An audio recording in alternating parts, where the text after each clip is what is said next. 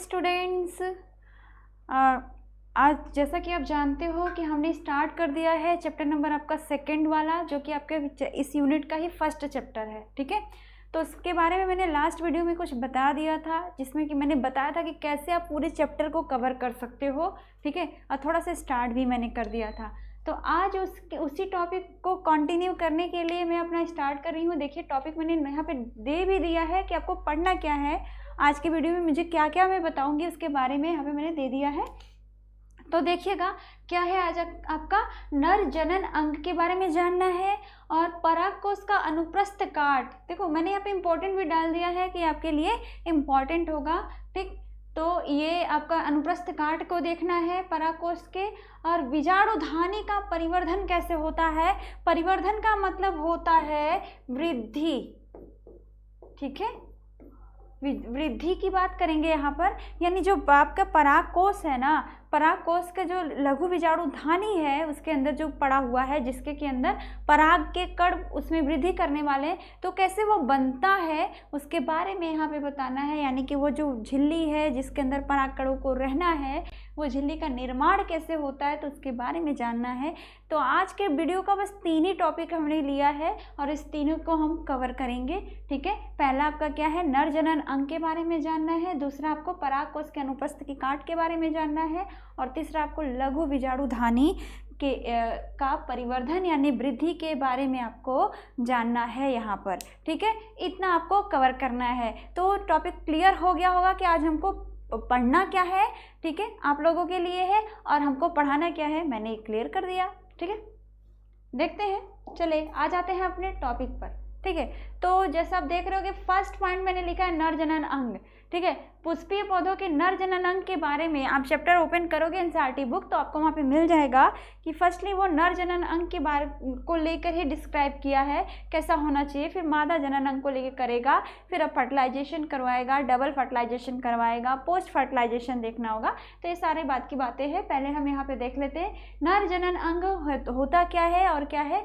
जब मैंने फ्लावर कल्प वाले नेक्स्ट वाला जो वीडियो मैंने बनाया था, सॉरी लास्ट वाला वीडियो जो मैंने दिया था, वो अगर मैं आपने नहीं देखा है तो थोड़ा सा आपको डाउट होगा कि ये टॉपिक आई कहाँ से।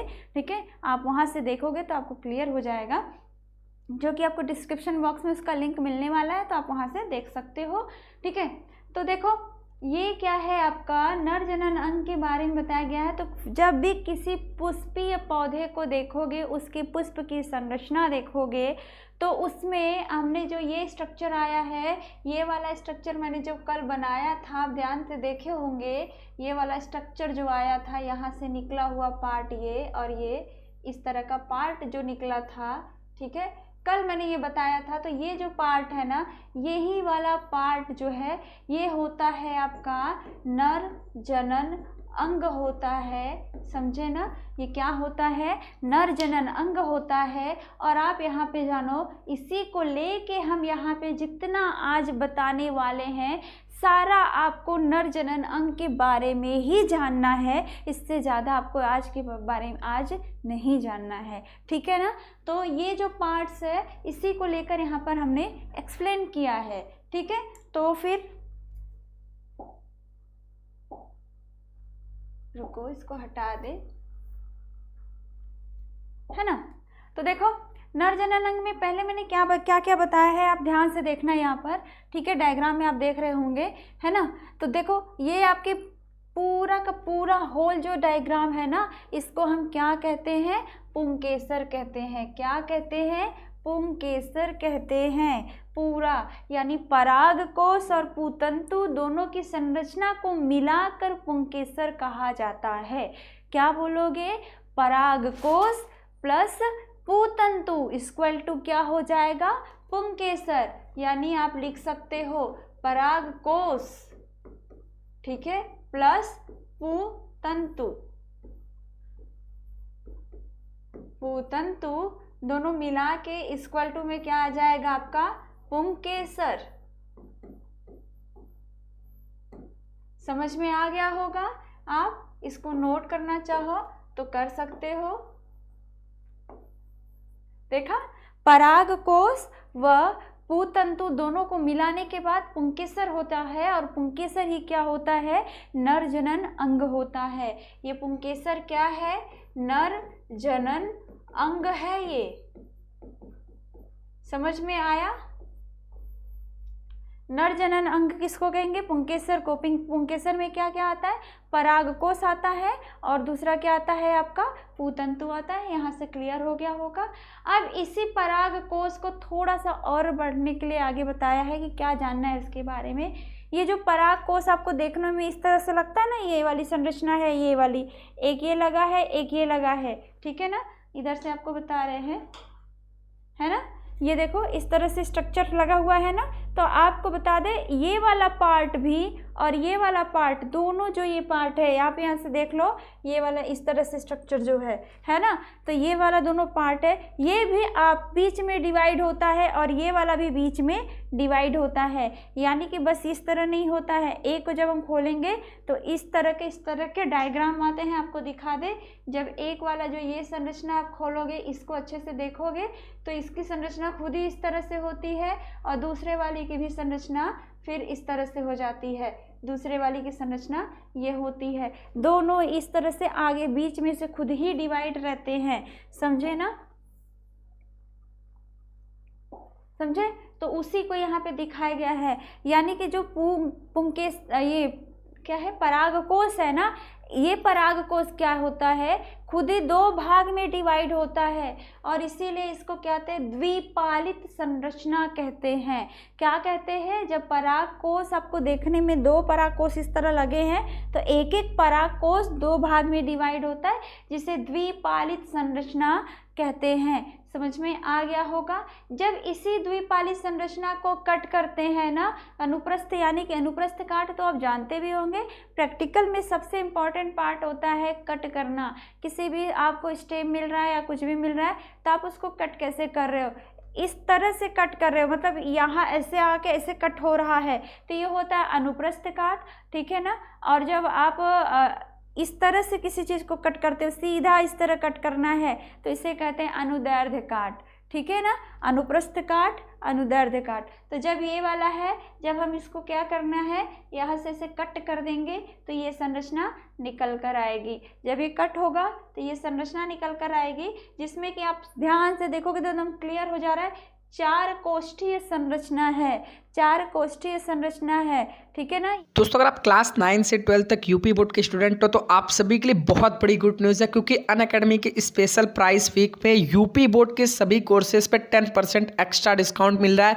जितने भी स्टूडेंट देख रहे हैं, अगर आप अपनी कंप्लीट तैयारी करना चाहते हो यूपी बोर्ड एग्जाम 2022 के लिए, तो आपके लिए बहुत सारे स्पेशल बैचेस चल रहे हैं, जैसे क्लास 9 के लिए जिज्ञासा बैच, और क्लास 10 के लिए ऊर्जा बैच, और साथ में क्लास 11 के लिए भी ऊर्जा बैच चल रहा है, और 12th के लिए भी ऊर्जा बैच चल रहा है, जिसमें आपको इंडिया के टॉप एजुकेटर लाइव पढ़ाएंगे। इसमें आपको कंप्लीट नोट्स भी मिलेंगे। तुरंत जैसे ही लाइव क्लास खत्म होगा, आप नोट्स डाउनलोड कर सकते हो। आप हर हफ्ते टेस्ट देकर देख सकते हो कि आप कितना प्रिपरेशन कर रहे हो और अभी कितना प्रिपरेशन करना आपको बाकी है। तो जितने भी यूपी बोर्ड के स्टूडेंट हैं, ऐसा मौका आपको नहीं मिलेगा, क्योंकि ये स्पेशल प्राइस ऑफर चल रहा है यूपी बोर्ड के स्टूडेंट के लिए। तो जितने भी स्टूडेंट देख रहे हैं, डिस्क्रिप्शन में मैंने आपको सभी बैचेस का लिंक दिया है, जिस भी क्लास में उस पर क्लिक करके आप एनरोल कर सकते हैं। अगर आप चाहते हो कि आपके फीस से और डिस्काउंट आपको मिले, तो आप शुभम UP10 इस कोड को यूज़ करोगे तो आपको 10% एक्स्ट्रा डिस्काउंट आपके टोटल फीस से देखने को मिलेगा। तो जितने भी स्टूडेंट देख रहे हैं, जल्दी से बैच को ज्वाइन करें और अपनी तैयारी शुरू करें। ये क्लियर होगा आपको।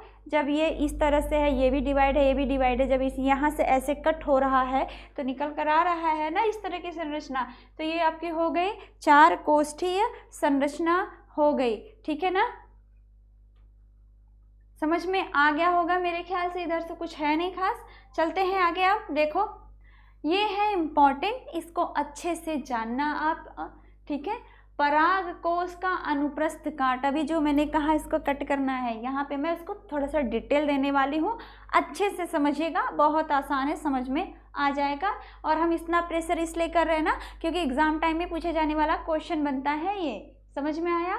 तो जब मैंने इसको कट करके इस तरह स्ट्रक्चर बना दिया, तो जब इसको हम कट करते हैं ना, तो बीच में एक अलग से स्पॉट दिखाई देता है, अलग से एक दाग जैसा हमको एक अलग सा स्ट्रक्चर दिखाई देता है, जिसे योजी या संयोजी कहते हैं। संयोजी का मतलब होता है जोड़ने वाला, ठीक है। संयोजी का मतलब होता है जोड़ने वाला, ठीक है। यानी कि ये चारों चेम्बर जो हैं आपस में तो ऐसे मिला के 2 हो जा रहे हैं, इनको जोड़ने का काम कौन करता है? योजी या संयोजी करता है। समझे ना? ये चीज़ें हो गई। उसके अंदर एक और संरचना पाई जाती है इस परागकोश के ये तो परागकोश आपका बाहर से हो गया। अंदर एक और सर्कल संरचना पाई जाती है जिसे लघु बीजाणुधानी कहते हैं, लघु बीजाणुधानी कहा जाता है, ठीक है। ये लघु बीजाणुधानी को ध्यान से देखोगे तो जब ये वाली संरचना जो है, ये वाली जब ये अपरिपक्व अवस्था में होगा, यानी पूरी तरह से डेवलप होके मैच्योर नहीं हुआ है, तब इसको लघु बीजाणुधानी कहते हैं। यानी जब कोई परागकोश में, जब परागकोश की अंदर वाली संरचना अभी परिपक्व नहीं होती है, तभी उसको क्या कहते हैं? लघु बीजाणुधानी कहते हैं। यहाँ पे मैंने ये चीज़ें नोट कर दी हैं, आपको अलग से दिखा भी दे रहे हैं ताकि आपको अच्छे से याद रहे। लेकिन जब यही लघु बीजाणुधानी क्या होगा, इसी लघु बीजाणुधानी में क्या होता है, जब ये परिपक्व अवस्था में आ जाती है, मेच्योर हो जाती है, पराग के कणों को डेवलप अच्छे से करने लगती है, मेच्योरिटी में आ जाती है, तो इसे परागपुट कहते हैं। क्या कहते हैं इसे? परागपुट कहते हैं। मैंने यहाँ पे मेंशन कर दिया है, ठीक है, दिख रहा होगा। परिपक्व अवस्था यानी बीजाणुधानी के, लघु बीजाणुधानी के परिपक्व अवस्था को परागपुट कहते हैं और अपरिपक्व अवस्था को लघु बीजाणुधानी कहते हैं। इतना तो सबको क्लियर हो गया होगा, ठीक है ना। और आगे यही परागपुट क्या डेवलप करता है? पराग के कण, पराग कण बनाता है। पराग कण बोलो या पराग के कण बोलो, दोनों का मतलब एक ही होगा। यहाँ पे मैं अलग से नोट कर दे रही हूँ, पराग के कण, ठीक है। दोनों के जो इंग्लिश होती है ना, दोनों की इंग्लिश क्या होती है? पॉलिन ग्रेन होती है। दोनों की इंग्लिश सेम होती है। क्या कहा जाता है इसको? पॉलिन ग्रेन कहा जाता है। इतना पता चला सबको? यहाँ तक का तो कोई कन्फ्यूजन मुझे नहीं समझ में आ रहा है, समझे? ठीक है, तो आप यहाँ पे देखें, जब इसको हमने कट किया, कट करने के बाद हमको बीच में एक अलग से स्पॉट दिखा, दैट इज अ संयोजी या योजी, जो कि इनको जोड़ने का काम करता है। इसमें आपको क्लियरली दिख गया होगा 4 चेम्बर बने हुए हैं, ठीक है ना। और उसके बाद इसमें एक और सर्कल वाली अवस्था होती है जिसमें कि पराग के कण डेवलप होने वाले हैं। जब वो सर्कल की अवस्था, पराग के कण अच्छे से अभी बने ही नहीं है, कुछ नहीं हुआ है, तब तक इसे लघु बीजाणुधानी कहते हैं। जब ये डेवलप होता है तो पराग के कण परागपुट कहा जाता है। वही परागपुट क्या निकालता है, क्या बना देता है? आपका पराग कण बना देता है या पराग के कण बना देता है। दोनों एक ही बात है। ये आपका हो गया किसका? परागकोश का अनुप्रस्थ काट। इसमें अभी आगे है आपका देखना, ये है अनुप्रस्थ काट के बारे में थोड़ा सा देखो। ये वहाँ पे आपने देखा अनुप्रस्थ काट कैसा होगा। अब यहाँ पे आपको टॉपिक क्या देखना है? लघु बीजाणुधानी का परिवर्धन। लघु बीजाणुधानी का परिवर्धन यहाँ पे आपको बता देते। परिवर्धन का मतलब होता है वृद्धि। परिवर्धन का मतलब क्या होता है? वृद्धि, ठीक है। तो आपने नर जनन अंग देख लिया और आपने क्या देख लिया? अनुप्रस्थ परागकोश का अनुप्रस्थ काट भी देख लिया। लेकिन अब क्या जानना है? उसी परागकोश का वो यानी कि लघु बीजाणुधानी कैसे डेवलप करती है, कैसे वो लघु बीजाणुधानी से किस में आ जाती है? आपके लघु बीजाणुधानी से कहाँ पे कन्वर्ट हो जाती है? वो आपके परागपुट में कैसे कन्वर्ट होती है, कैसे बनता होगा, इसके बारे में यहाँ पर जानना है। समझे ना?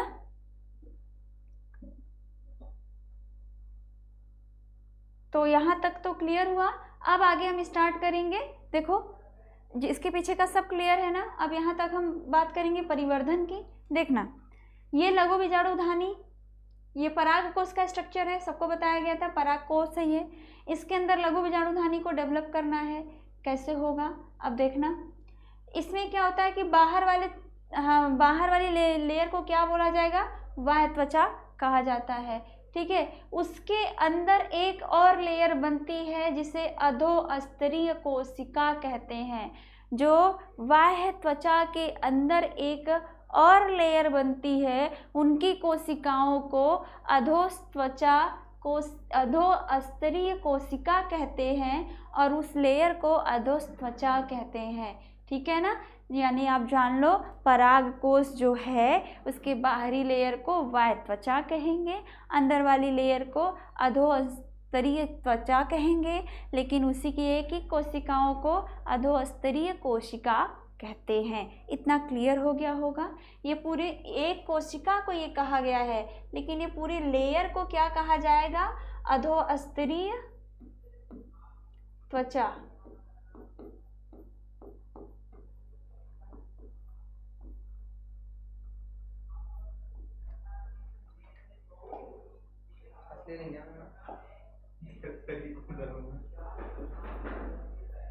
क्या कहते हैं इसको?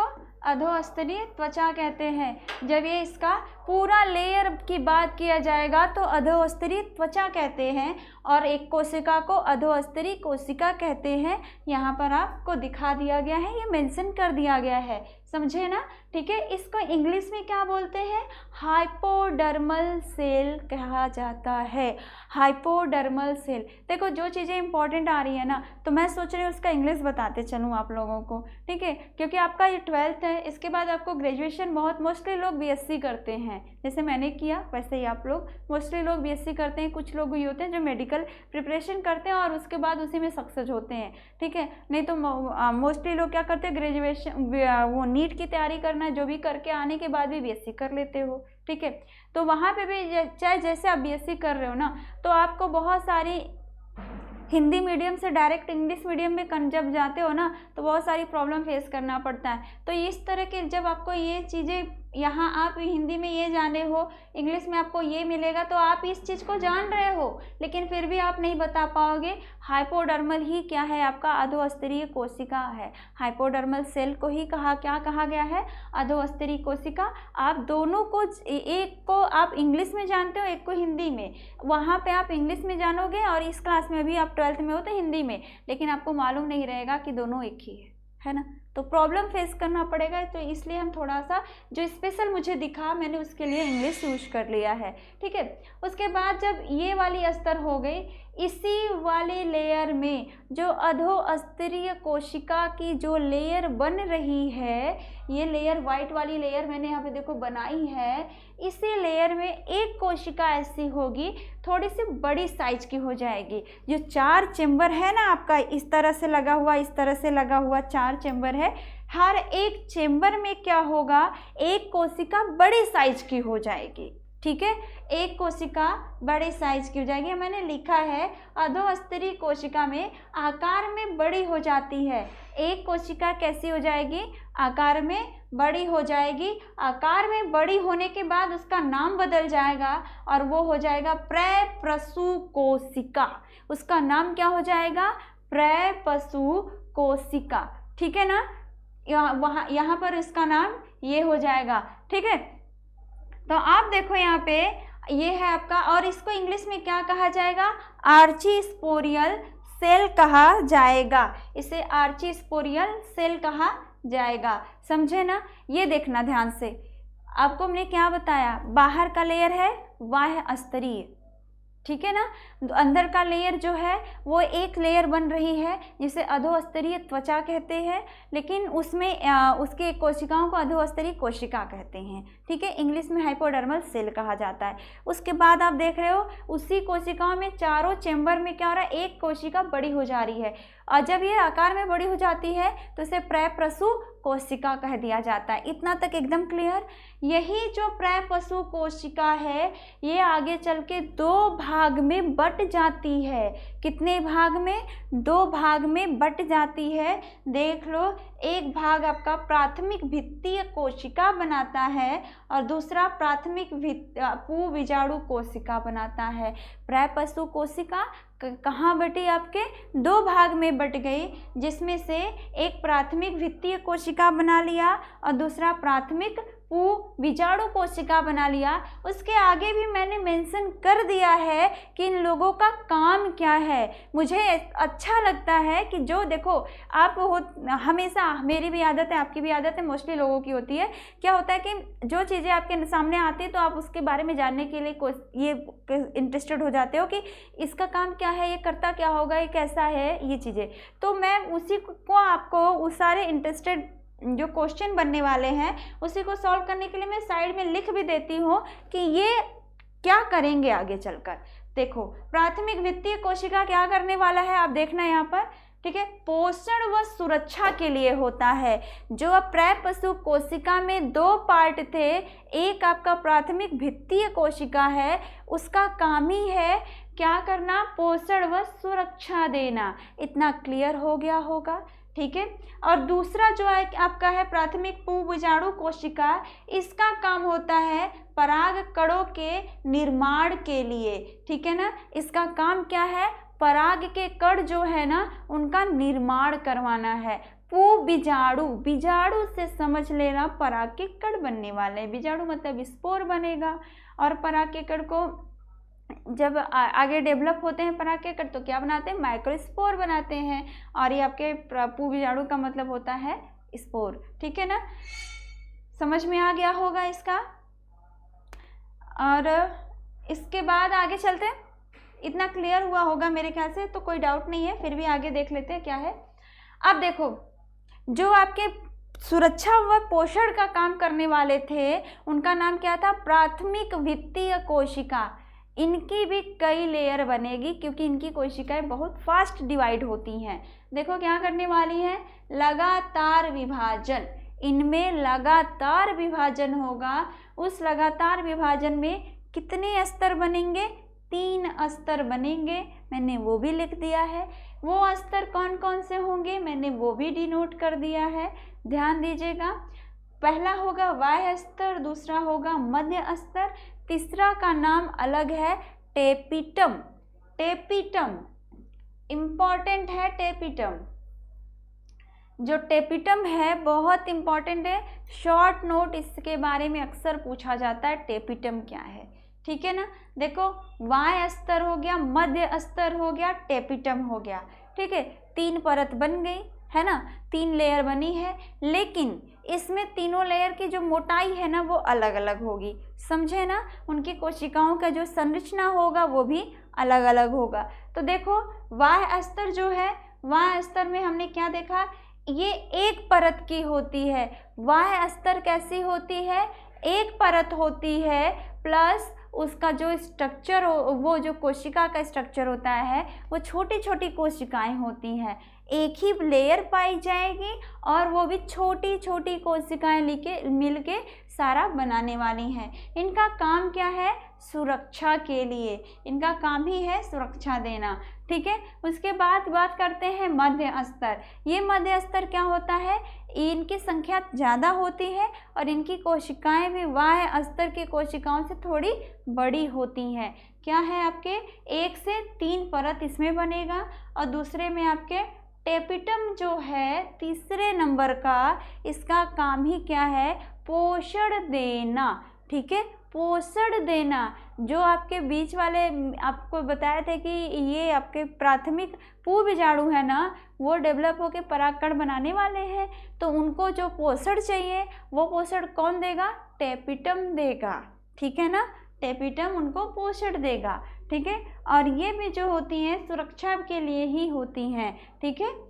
तो इतना समझ में आ गया होगा, समझे ना। अब बात करेंगे यहाँ पर, जो मैंने स्तर वहाँ बताया वही स्तर मैं यहाँ पे थोड़ा सा डिटेल करने वाली हूँ, ठीक है, डिटेल करने वाली हूँ। अब देखो बाह्य स्तर है और टेपिटम है, मध्य स्तर है। मैंने कहा वहाँ पे 3 स्तर आने वाले हैं, है ना, 3 स्तर आने वाले, ठीक है। थोड़ा सा मैं रुक जाती हूँ क्योंकि डायरेक्ट ना पढ़ते जा रहे हो ना तो थोड़ा सा प्रेशर आ रहा होगा, समझ में नहीं आ रहा होगा, ठीक है।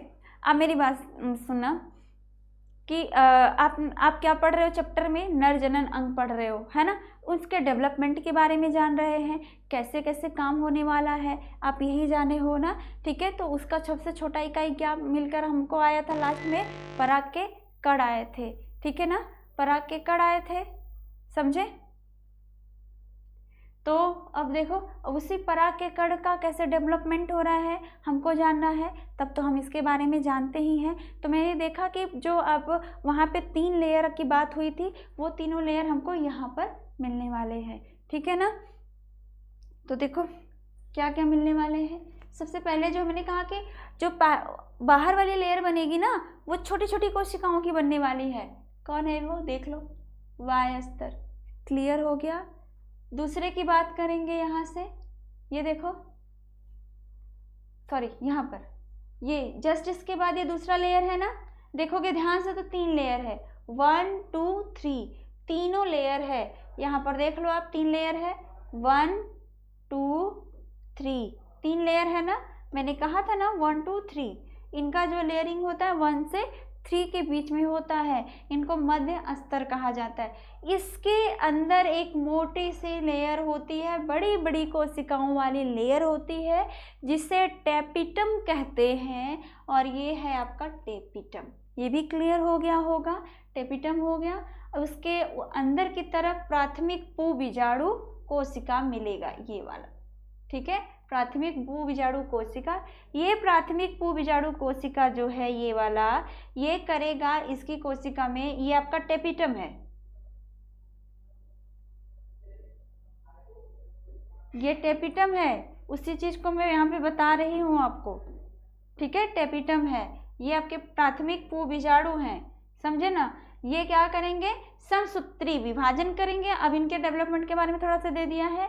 ये आगे डिवाइड होंगे, दो कोशिकाएं बनाएंगे, ठीक है, 2 कोशिकाएं बनाएंगे, और ये दोनों क्या करेंगे, आगे चल के 4 बनाएंगी। इससे भी 4 बनेगा और इससे भी 4 बनेगा, ठीक है, 4 कोशिकाएं बनेंगी इससे, समझ में आया। 4 कोशिकाएं बनेंगी, और जो कि जब ये आपके समसूत्री विभाजन होता है, तो जब समसूत्री विभाजन होता है ना, तो कोशिकाओं का जो क्रोमोसोमल यानी गुणसूत्र होता है, वो एक समान विभाजित होता है। जितना पेरेंट्स में रहेगा उतने उनके नेक्स्ट जनरेशन में जाएगा। तो इनमें समसूत्री, इसको इसीलिए समान रूप से सूत्रों का विभाजन ही समसूत्री विभाजन होता है, ठीक है ना। समान रूप से गुणसूत्रों का विभाजन, सूत्रों मत कहिएगा, गुणसूत्र कहोगे, क्योंकि इसमें गुणसूत्रों का विभाजन हो रहा है, ठीक है। लेकिन जब यह अर्धसूत्री विभाजन में क्या होता है, गुणसूत्रों का आधा विभाजन ही अर्धसूत्री विभाजन कहलाता है। तब इनके बीच में ये आपके क्या होते हैं, अर्धसूत्री विभाजन में 4 सेल बनाते हैं, एक का 4 बनेगा, एक का 4 बनेगा, ठीक है। ये चीज़ें क्लियर हो गई। चलो तो फिर से रिपीट करते हैं। डायग्राम का आप स्क्रीनशॉट लेना है या फिर आपको रिटन करना है, कुछ भी करना है तो आप कर लो, ठीक है। 2 मिनट में पानी पी लेते हैं, इसके बाद आगे बताते हैं। एक बार रिपीट करेंगे, है ना।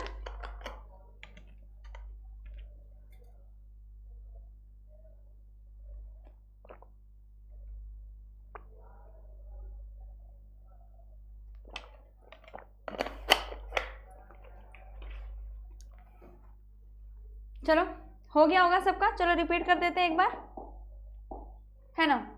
आज का टॉपिक ये था, मैंने पहले ही क्लियर कर दिया था, ठीक है। देखो आप लोगों को अगर मैं समझ में नहीं आया होगा, कहीं पॉइंट पे डाउट होगा, तो आप कमेंट बॉक्स में मैसेज ज़रूर डालिएगा, जो प्रॉब्लम होगा उसको वहाँ पे लिखिएगा, हम उसका सोल्यूशन देंगे। लेकिन वीडियो को छोड़िएगा मत, एक बार ना समझ में आए दोबारा करिएगा, तिबारा करिएगा, आपको ज़रूर से समझ में आने वाला है। बहुत ही ईजी नोट्स हम यहाँ पे प्रोवाइड कर रहे हैं आपको। बुक का अगर मैं यहाँ पे एनसीईआरटी खोलोगे ना, तो पढ़ने के बाद सर दर्द करता है बहुत लोगों का, ठीक है। एनसीईआरटी ऐसी बुक होती है ना जो जल्दी समझ में नहीं आती, सब मिक्स करके दिया रहता है। बहुत ही कम लोग होते हैं जो उसके हर एक पॉइंट्स को बाहर निकाल अच्छे से समझ पाते हैं, ठीक है ना। चीज़ें तो बहुत अच्छी देती हैं, मैटर्स में बहुत बढ़िया होता है, लेकिन सब एक ही में दे दिया जाता है एज ए स्टोरी फॉर्म, ठीक है। लेकिन आप उसको पूरा अलग अलग डिफ्रेंशिएट करो तो ये आपके टैलेंटेड होने की क्वालिटी होगी, ठीक है।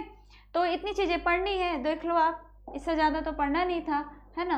तो नर जनन अंग में मैंने बता दिया पुंकेसर ही नर जनन अंग होता है। इसी पुंकेसर में दो चीज़ें पाई जाती हैं, परागकोश और पूतंतु। परागकोश और पूतंतु मिलकर ही पुंकेसर बनाते हैं, समझ में आया, ठीक है। और यही आपके क्या करने वाले हैं, ये जो पुंकेसर होता है ये क्या करता है, पुंकेसर क्या करता है कि इसमें एक एक पुंकेसर के ऊपर वाला भाग परागकोश होता है। इस परागकोश में क्या होने वाला है, ये आपको बताया, क्या बताया कि जो आपका पुंकेसर है उसके ऊपरी भाग को हम परागकोश कहते हैं। वो परागकोश क्या होने वाला है, आगे चल के ये एक एक परागकोश जो है वो आपके दो भाग में डिवाइड हो जाता है, जिसे द्विपालित संरचना कहते हैं। इसी परागकोश को जब हम इस तरह कट करके देखते हैं तो ये आपका द्विपालित संरचना अच्छे से क्लियर हो जाती है। ये देखो, ये वाला, ये एक स्ट्रक्चर आपका इधर से है, एक स्ट्रक्चर आपका इधर से है। ये जो यहाँ से एक परागकोश इस भाग में बट गया है ना, इसी के लिए इसको हम क्या कह देते हैं, द्विपालित संरचना कह दिया जाता है, द्विपालित संरचना कह देते हैं। समझ में आया। इस हिसाब से देखा जाए तो परागकोश को जब हम कट करते हैं तो चार भाग हमको दिखाई देते हैं, इसलिए इसको चार कोष्ठीय संरचना भी कहा जाता है, समझे ना। ये देखो मैंने यहाँ पे लिख भी दिया है, परागकोश प्लस पूतंतु दोनों मिलाने के बाद क्या कहे जाते हैं, पुंकेसर कहे जाते हैं। यहाँ तक मैंने देख लिया था।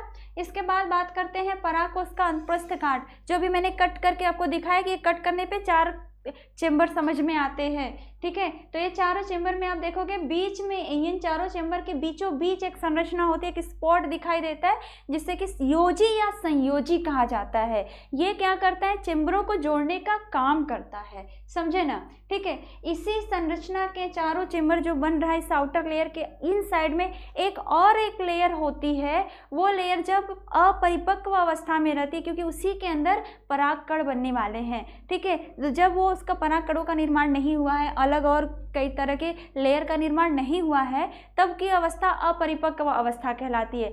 तो उस केस में उसको क्या कहा जाता है, लघु बीजाणु धानी कहा जाता है। लघु बीजाणु धानी इस टाइम कहा जाएगा। लेकिन जब ये परिपक्व हो जाती है, इसमें परागकण बन जाते हैं, तो इसे परागपुट कहा जाता है। क्या बोलेंगे, परागपुट कहा जाएगा, ये कहा जाएगा, ठीक है ना। और इसी के अंदर क्या प्रेजेंट रहेगा, आपका परागकण। परागकण बोलो या पराग के कण बोलो, दोनों एक ही बात है, समझ में आया, ठीक है। आगे देखिएगा।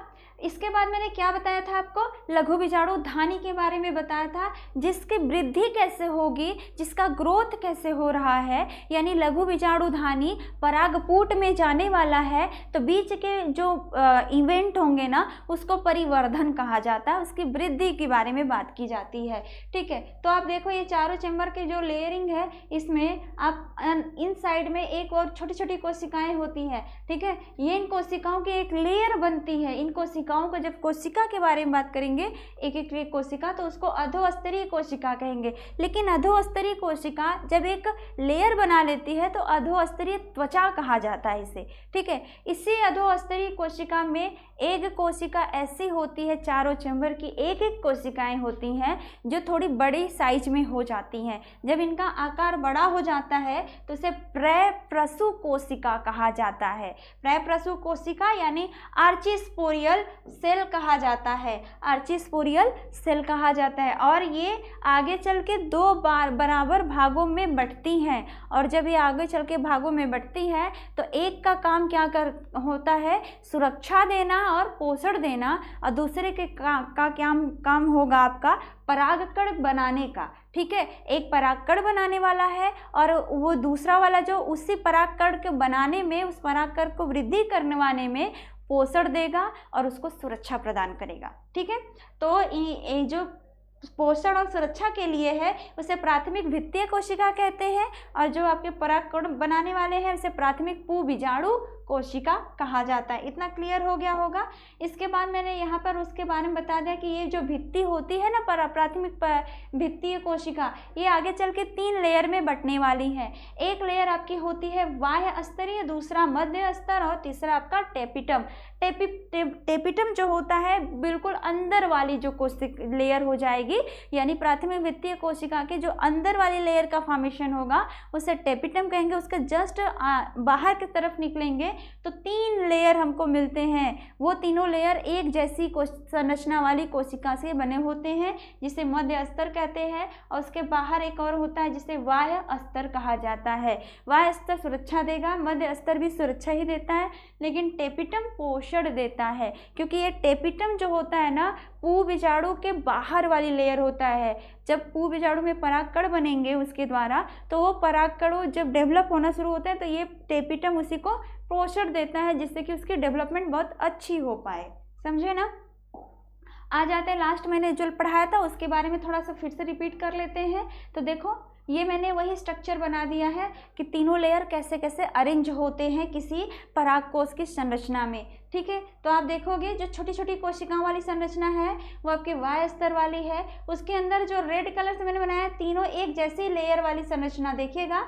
ठीक है, 1 2 3 तीनों को मिला के हम कहते हैं मध्य स्तर। उसके अंदर उससे भी बड़ी साइज के जो कोशिकाएं हैं वो भी मिलके एक संरचना बना रही है, एक लेयर बना रही हैं, तो उसे हम टेपिटम कहते हैं। और इस टेपिटम के इन साइड में एक सर्कल मिलता है हमको, जिसे हम पू बीजाणु, प्राथमिक पू बीजाणु कोशिका कहते हैं। यही प्राथमिक पू बीजाणु, इसी चीज़ को मैं बाहर निकाल के इसको इस तरह से थोड़ा सा एक्सप्लेन की हूँ। देखिएगा, तो जब ये वाली लेयर हमने कह दिया था टेपिटम है, यही पू बीजाणु है आपके प्राथमिक पू बीजाणु।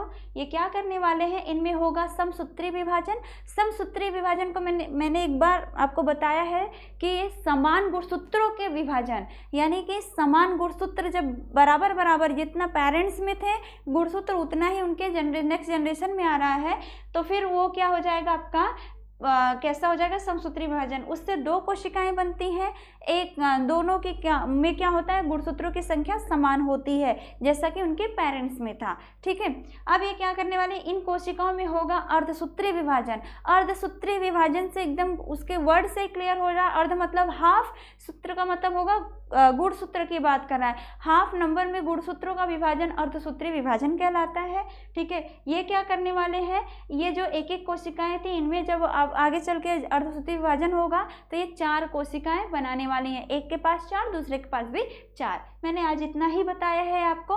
ठीक है, आई होप आप लोग को क्लियर होगा।